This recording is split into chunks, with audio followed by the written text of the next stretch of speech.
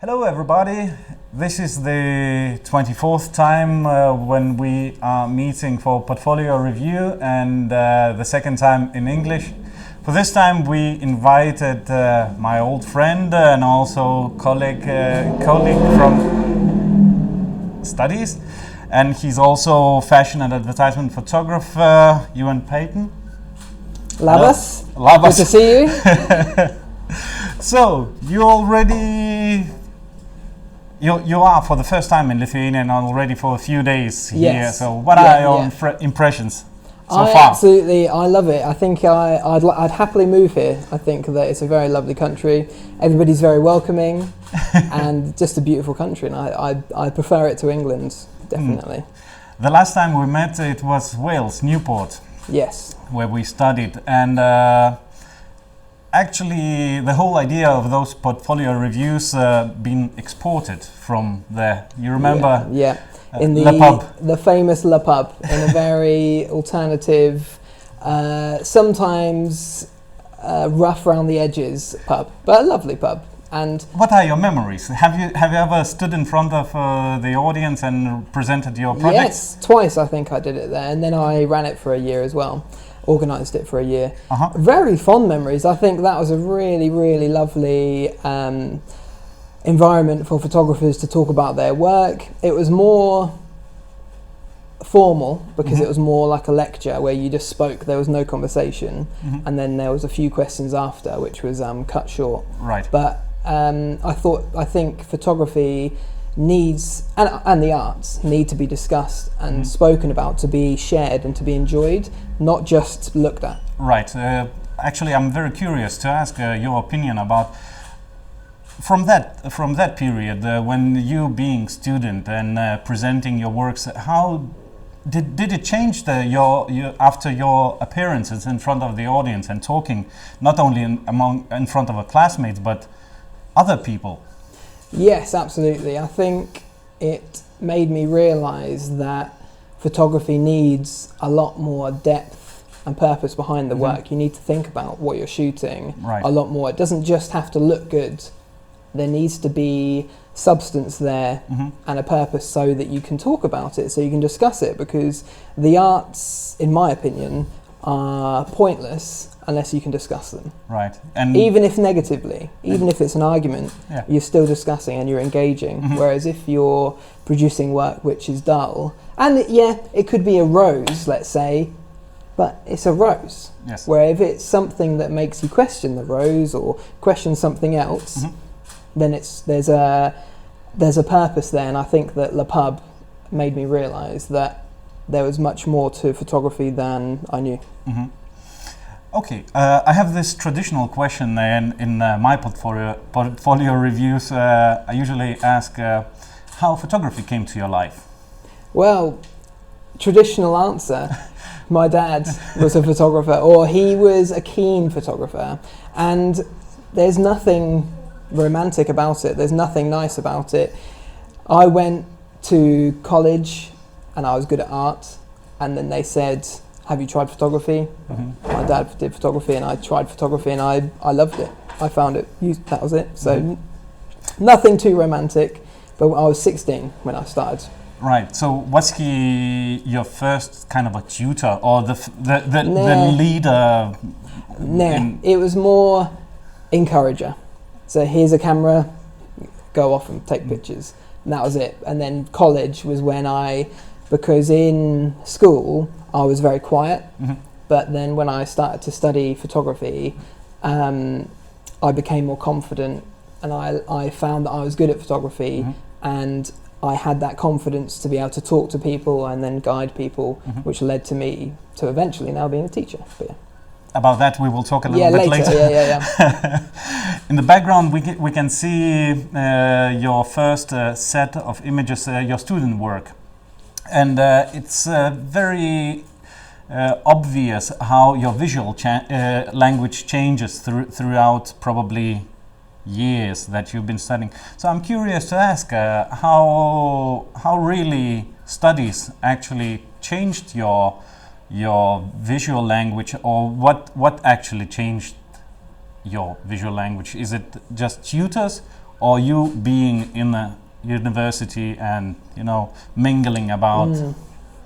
I think it was a combination of everything, because my photography was very much so the technique. It was just making it look good, and then university taught me, and my tutors, if you remember, photographer called Jason Evans. Yes. Well, he's a close friend now, but Yes. he was a mentor for me, not just a tutor, and he taught me and spoke to me about developing concepts and developing ideas, not just visual. So I felt that the university lifestyle, because I'm from the countryside where it's very quiet and there's no culture and it's very just farmers, football, and that's it. And university allowed me to then develop, and I think that's where the visual language changed to be more expressive. Right. So as the tutor, I'd say tutor. And fashion and advertisement photography is a collaborative art where, you know, designers, setup designers, touch-up artists and makeup artists work together. So have you experienced that during studies, or did it come a little bit later?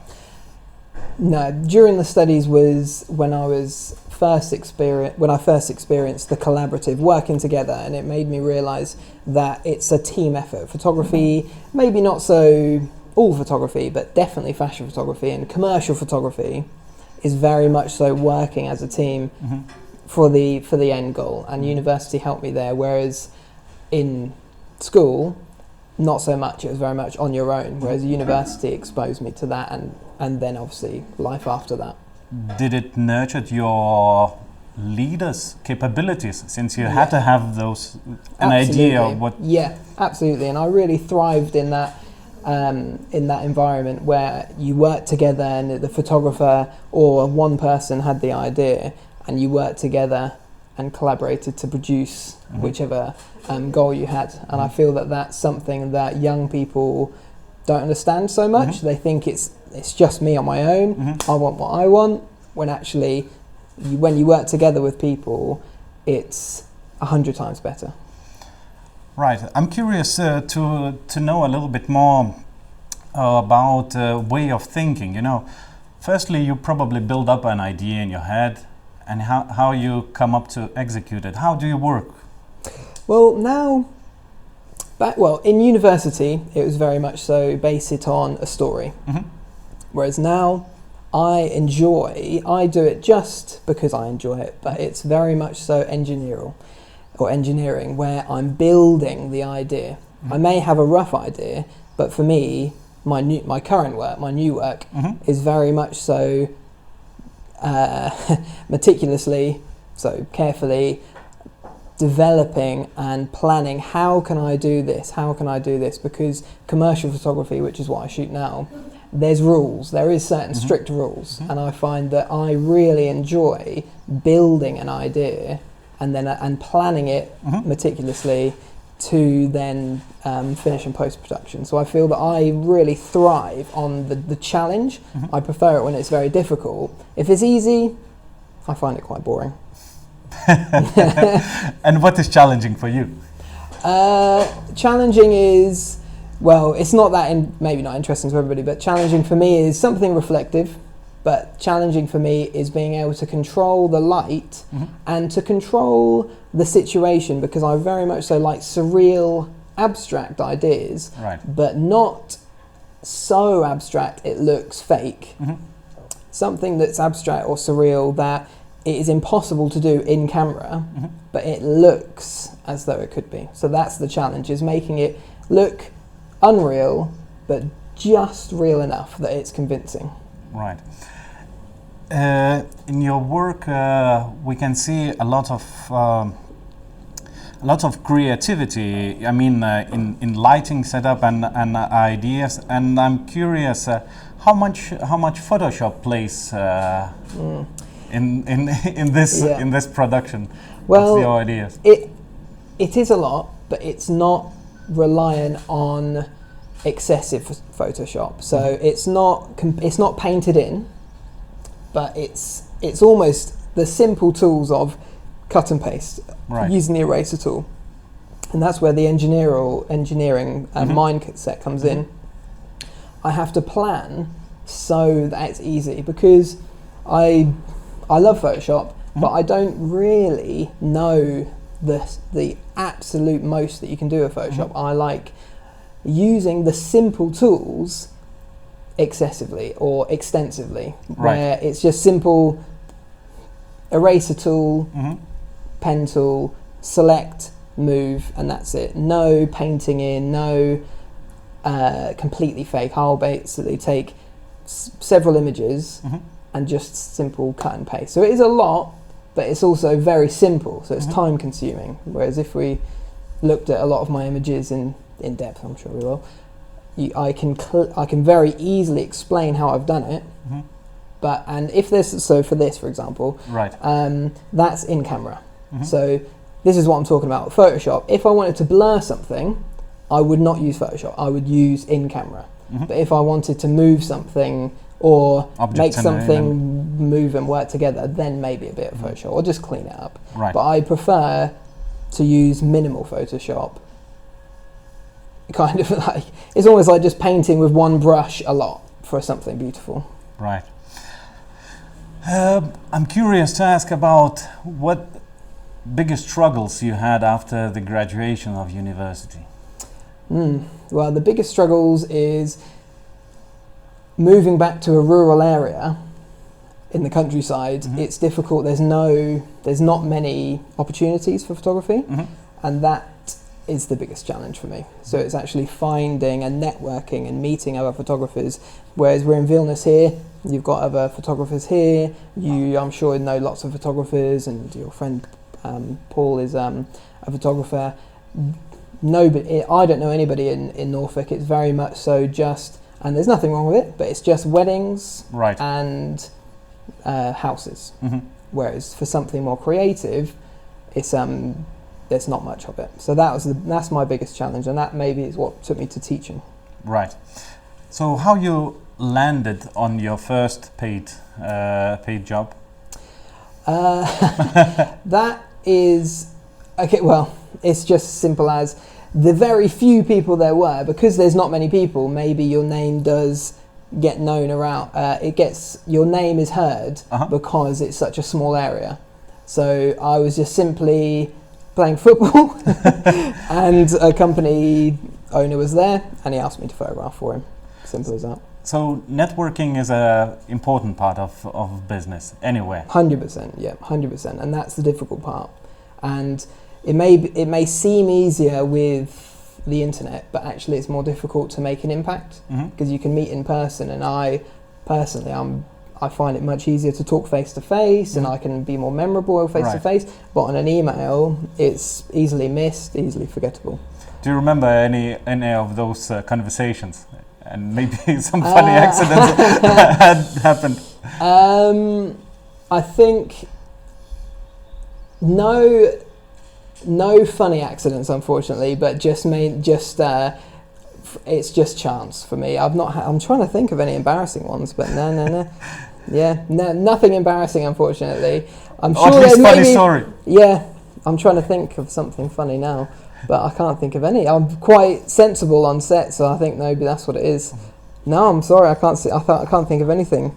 But with Jason Evans, I was assisting, and there was an artist who we had to just move. So for the photo, it was essentially, they made sculptures and they had to be put into a location to be photographed. They were held by models, and these are maybe €2,000. And she was very, be careful. So yeah, I'll be careful, don't worry. Walking through, and there's a gate, and I have it on my shoulders here and smash into this, and she was like, oh my god. And that, I never met her ever again, but I think that's the most memorable and most embarrassing and shocking experience of my life. Did you have to pay back? No, luckily no damage, but she was not happy. She was very angry. So what are the skills that advertisement photographer should have? From my point of view, talking to other people, I don't think they're that interesting, but the real skills is understanding culture. If you I find advertising photographers are psychologists. They understand the culture and they understand the public. Right. Because you can't make a photo that makes an impact without understanding psychology. I feel that you really need to be able to lead people with your photography. And if you don't understand people, it's impossible to be a successful advertising photographer.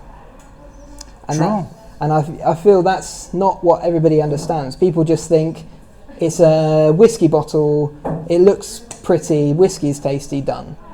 It's not about that. It's about making a reaction within your imagery and understanding that it's maybe not going to offend anybody, or it may offend people, but just the right amount to make them laugh, or make them feel romantic, or make them feel love. And I feel that advertisement photography, in the world of photography, people don't take it seriously because it's Photoshop, a lot of Photoshop, and it's very clean. But actually, it's about reading people. And a lot of advertising photographers, especially products, never meet people. It's all one person in the studio photographing watches, for example. But you need to understand people. You need to be a people person. And when you meet, I don't know how many advertisement photographers you meet, but most photographers are people persons, people. They can read, they're personable. So that's a major skill. The camera, you can learn that. That's technicality. You can't, and the skills and what's current, you can read that. But you can't think uniquely without understanding the psychology of the public. So I'm curious to ask, so how do you work when you get a task? Let's say watches. There will be a few photographs of watches. So how do you approach an idea? How do you pitch an idea? Well, firstly, I need to understand the company. So what kind of pitch does the company have?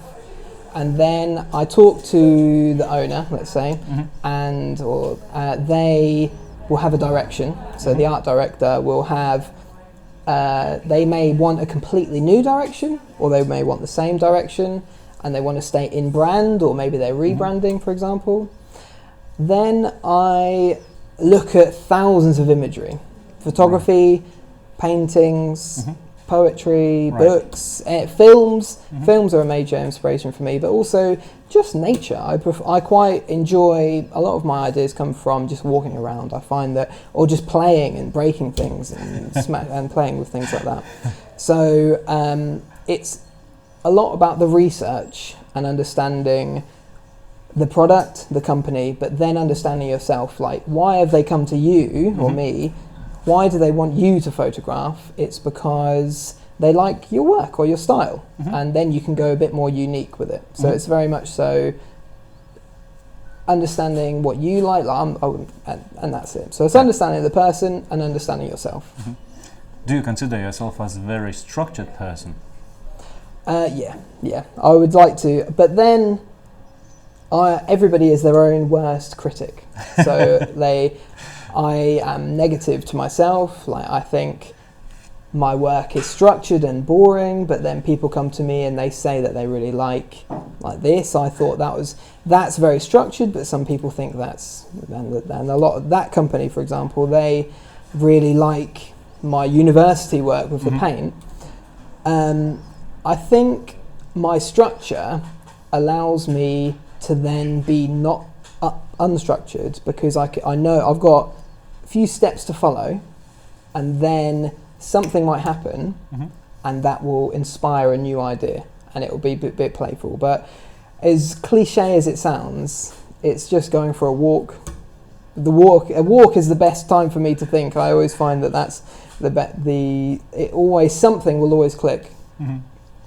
I'm curious to ask exactly about those bottles and some other products that will be later. about all those splashes and explosions. How do you make them? So this one was very cheap. So they had a very, very, very small budget. I actually did this for a favour, if anything. So the powder, we had a Canon and we shot it. It didn't work though.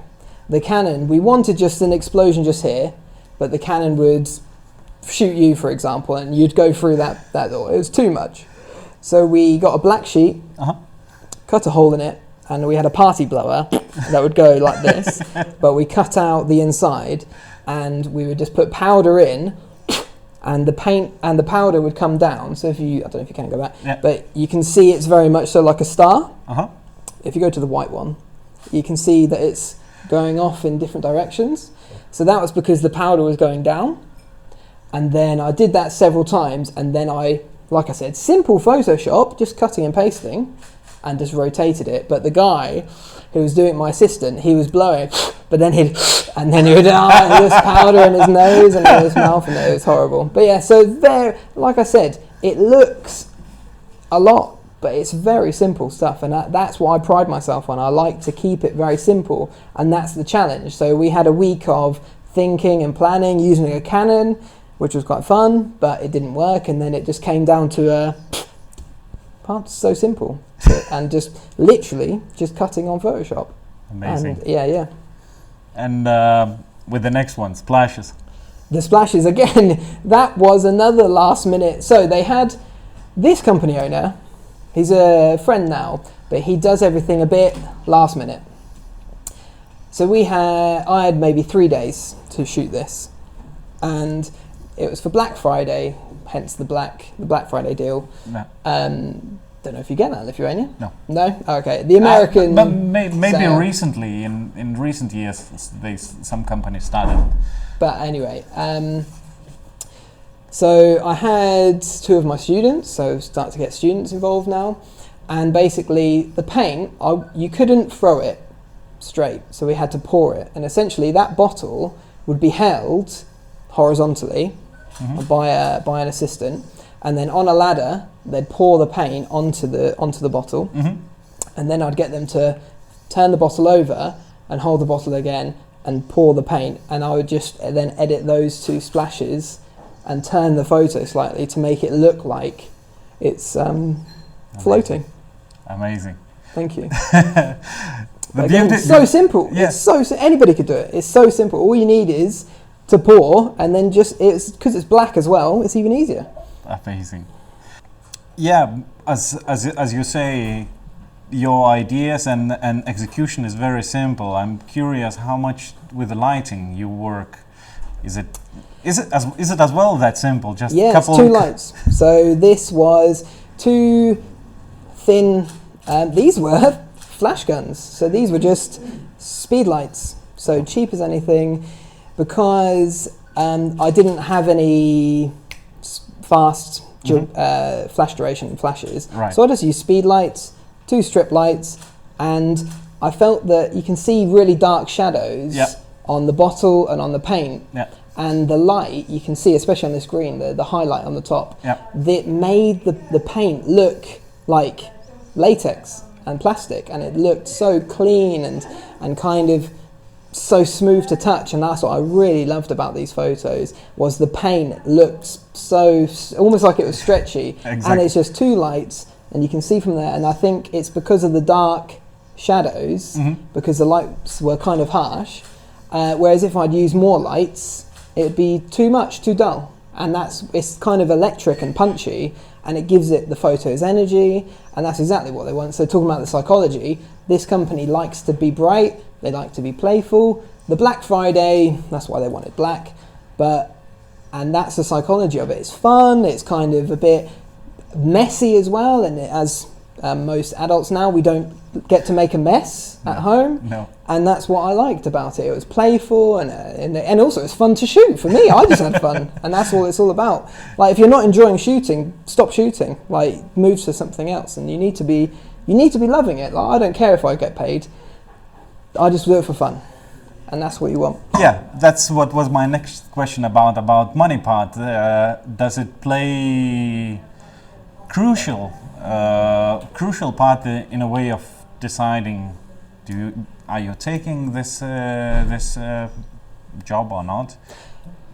No, not at all. I think it's starting to get a bit more based on the money, as in you can ask for more money. Yeah. But not one bit. I think that it's about enjoying it.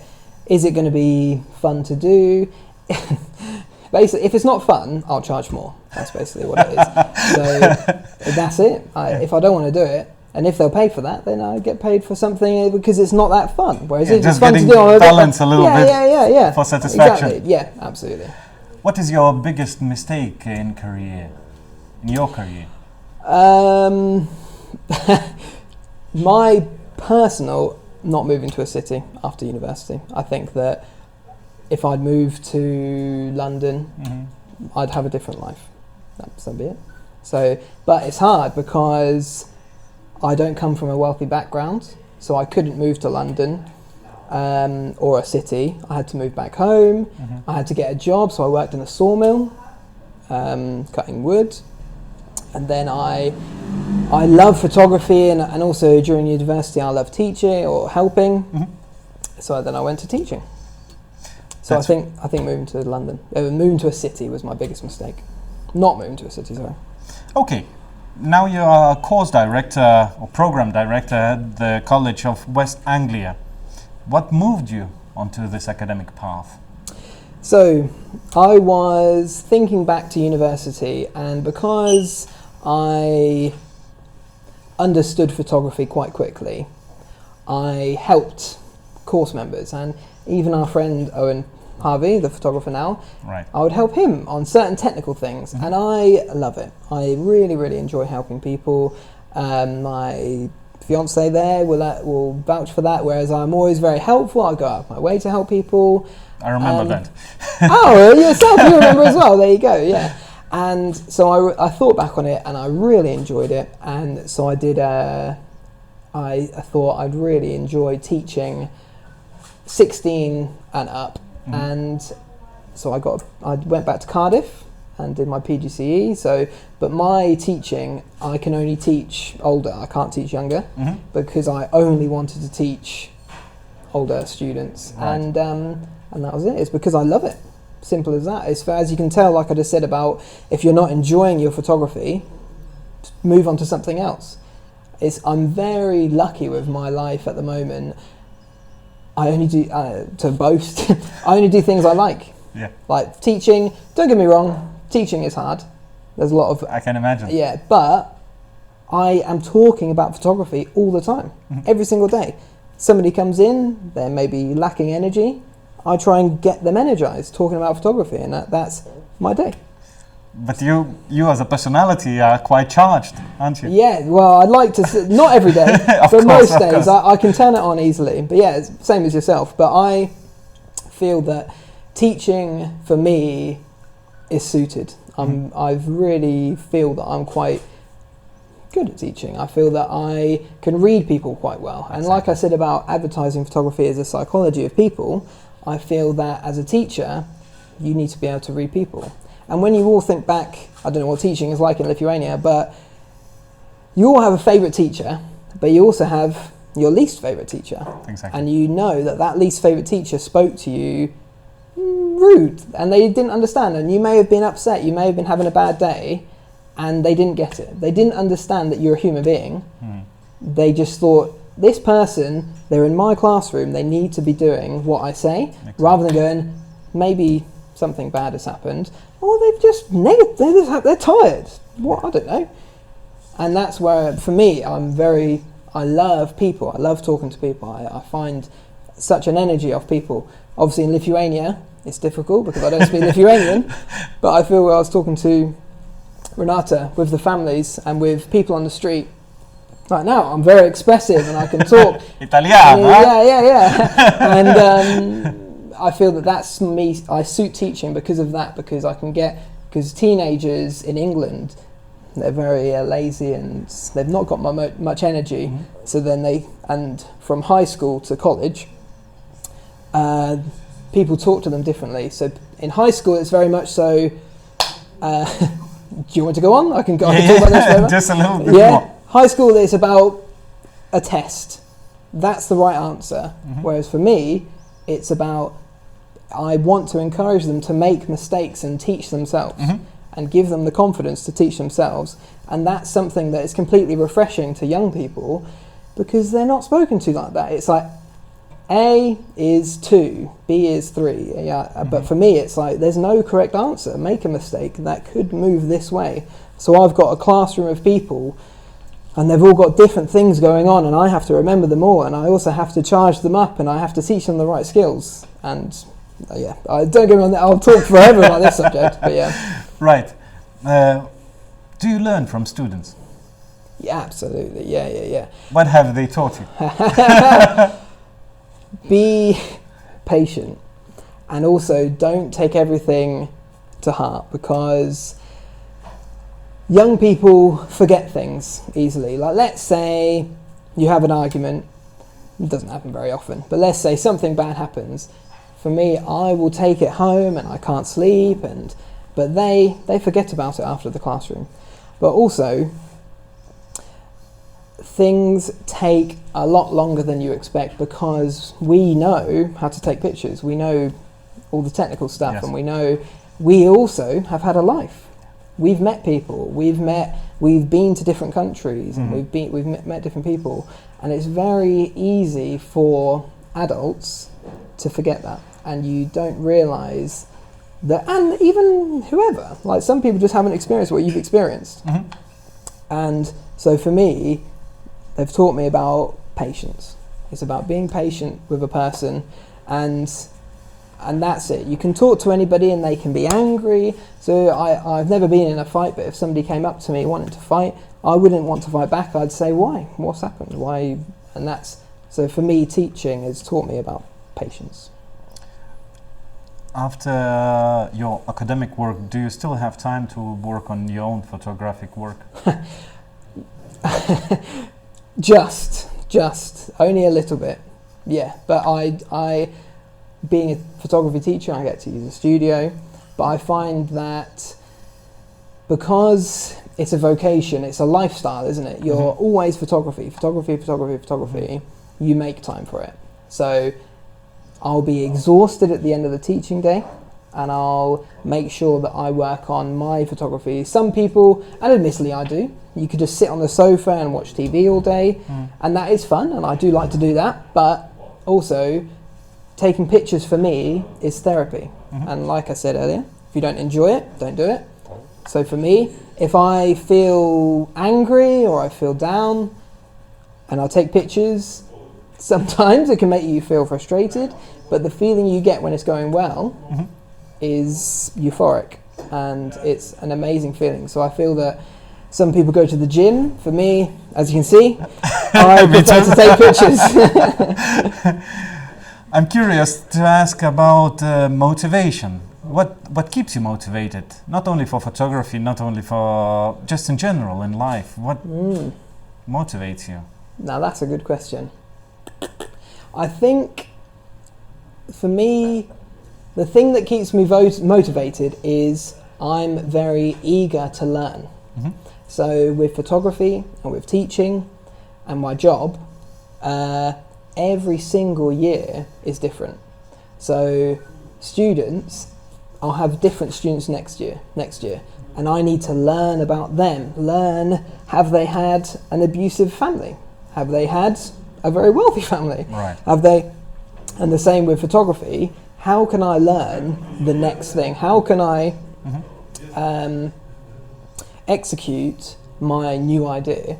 And that's what keeps me motivated. And I feel it's that kind of, it's that I love learning, and I feel that I'd like to learn about everybody in this room. It's that kind of eager to learn and to learn about the little things that keeps me motivated. I could just talk forever because I like to learn, and I feel with photography and with the arts, it's all about that. And the best artists and the best photographers, they'll be the most interesting people you'll ever talk to, because they're constantly learning about the world and they're constantly learning about people around them. They'll tell you, so talking to you today, you know everything about Vilnius and Lithuania. It's because you're eager to learn and you love learning, and I feel that that makes you a more interesting person, but it also makes you a more interesting and well-rounded artist, because you can bring in all of these different bits of knowledge to then make your work unique.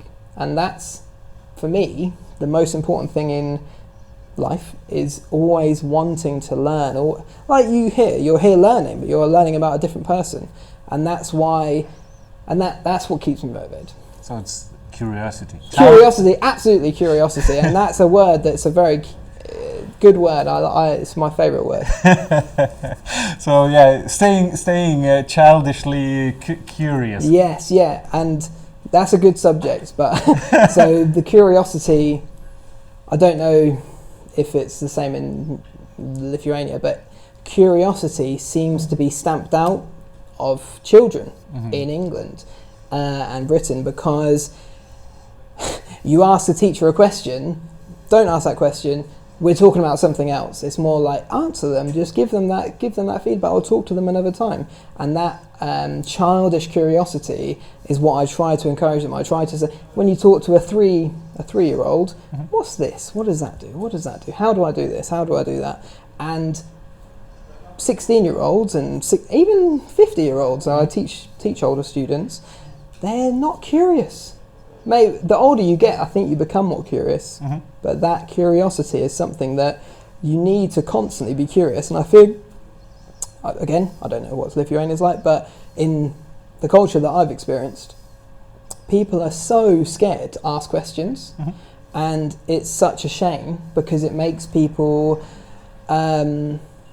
timid. It also makes people boring. You go to the pub on your own, what do? What's your name? That's curiosity. Exactly. Whereas you normally sit there doing your own thing, talking to people that you already know, doing things that you already know, and it's hard. And some people, you need to take that jump.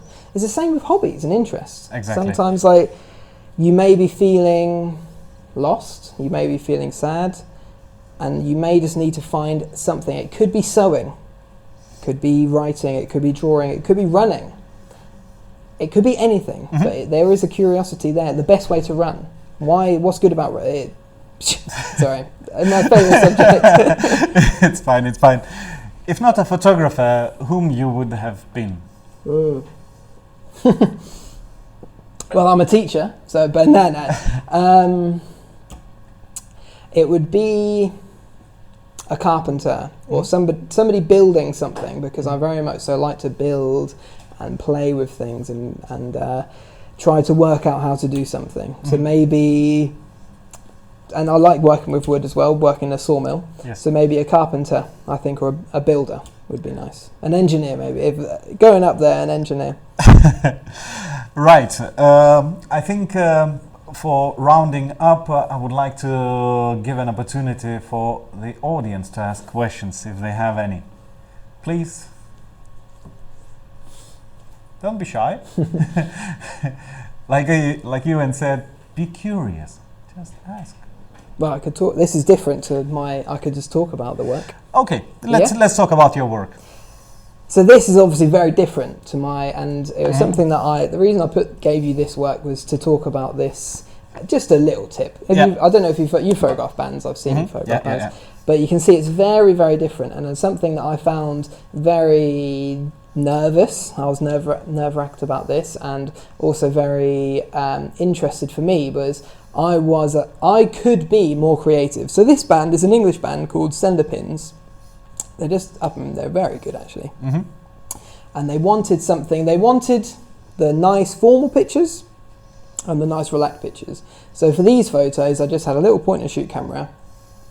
And as I said, I like to meet people. I like to learn about people.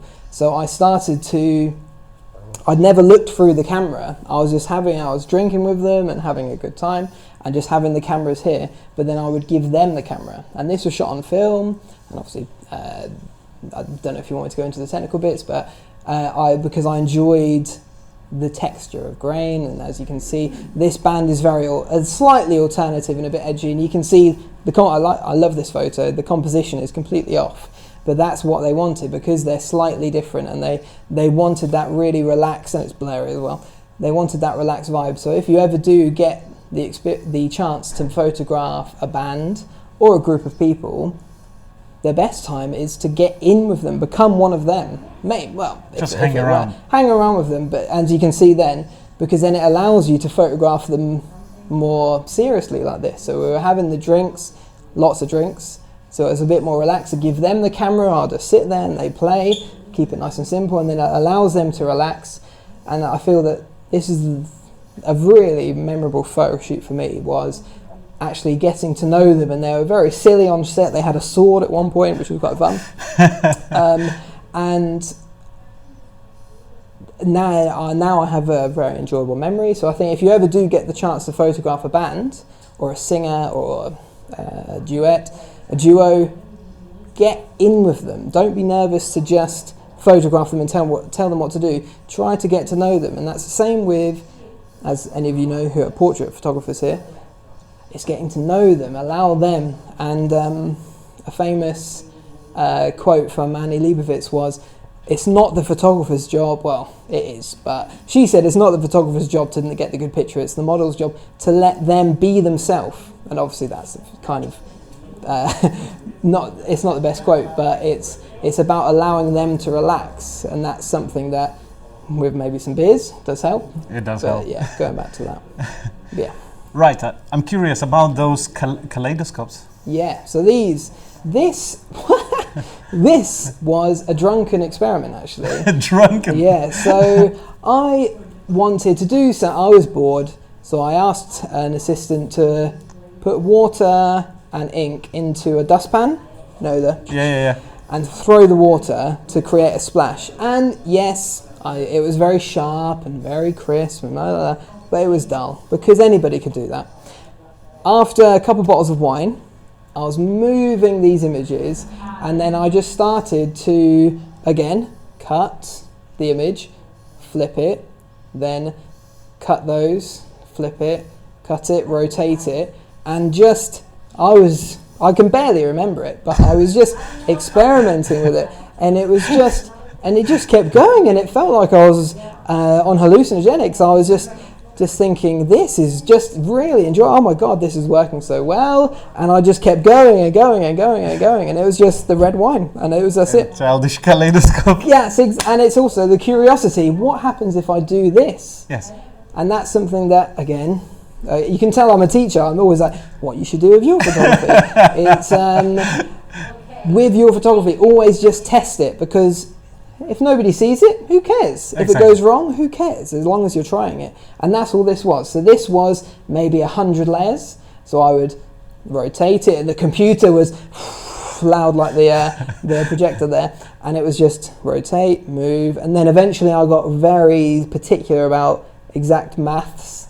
And I loved it. And I want to do an exhibition with these where they're printed much larger. I think I'll do it again.